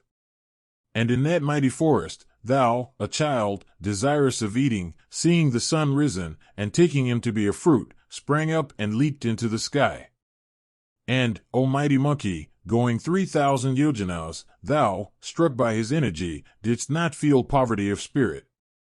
And, seeing thee rushing through the heavens, O mighty monkey, Indra, growing wroth, hurled his thunderbolt at thee.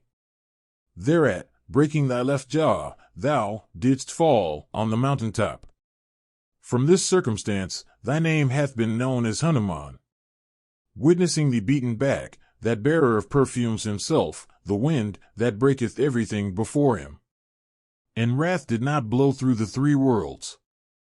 Thereat, all the gods, lords of the universe, influenced by fear in consequence of the triune world waxing agitated, began to pacify the wrathful wind. And on the wind being mollified, Brahma conferred on him a boon, saying, O child, O thou of true prowess, thy son shall be incapable of being slain in battle by means of weapons. And seeing him sustain no serious injury consequent on the impact of the thunderbolt, he of 1,000 eyes, pleased in his soul, also conferred on thee an excellent boon, O Lord, saying, Thy death shall take place according to thy will. Thou, endowed with dreadful vigor, art the son of Keshri by his wife, and, resembling the wind in energy, thou hast sprung from his loins. Thou art the son of the wind, my child, equal to him in the power of leaping. Now we are without our lives. And now thou, endowed with dexterity and vigor, and like another king of the monkeys, art before us. On the occasion of Vishnu's enveloping the earth with 3 steps, I, O child, had circumambulated the earth with her mountains, woods, and forests, 21 times. Then, commissioned by the gods, we had gathered annuals, which being cast on the deep, caused ambrosia to come out after churning. At that time, great was our strength. But now I have grown old, and my prowess hath left me. At present we have thee, furnished with every virtue. Therefore, possessed of vigor, do thou bestir thyself, and bound over the main. Thou art the most qualified of all. This entire monkey host is eager to behold thy prowess. O redoubtable monkey, do thou arise. Do thou leap over the mighty ocean? Thy motion, Hanuman, surpasseth that of all beings. All the monkeys are depressed. Why, O Hanuman, dost thou overlook this? Put forth thy vigor, O thou endowed with mighty vehemence, like Vishnu crossing over the 3 worlds in 3 steps. Exhorted by the foremost of monkeys, that one famed for his speech, that monkey, the offspring of the wind god, gladdening the monkey hosts, wore a fit shaped for crossing the ocean. Ramayana, Kanda 4, Section 67. Seeing that foremost of monkeys enlarge his person for crossing over 100 yojanas, and suddenly filled with energy, the monkeys, at once renounced sorrow, and, filled with delight, set up ululations and fell to eulogizing the mighty Hanuman. And, struck with amazement, they, staying, all round, joyfully gazed at him, even as creatures beheld Narayana, when stretching forth his 3 steps, he prepared himself for the succeeding feat. And, eulogized by them, the wondrous mighty Hanuman increased, and, flourishing his tail from joy, attained strength. And as, extolled by the principal elderly monkeys, he became fraught with effulgence, his beauty was great.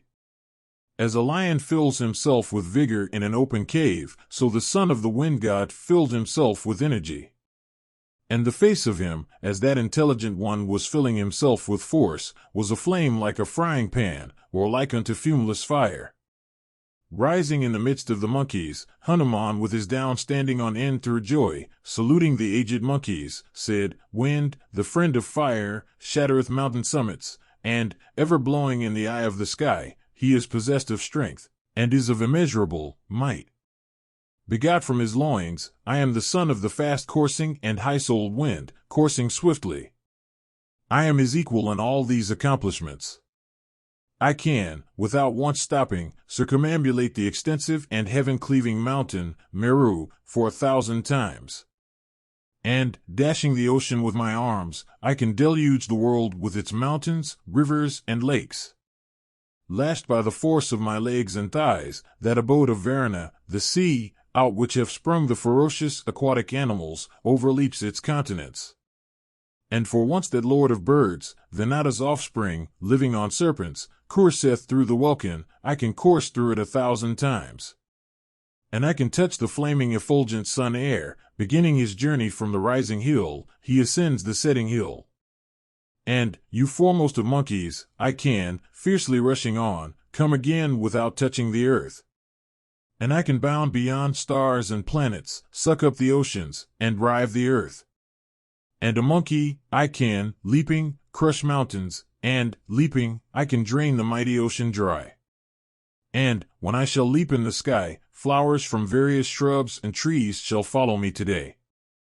And then my course, flecked with flowers, shall resemble even the sky, studded with stars.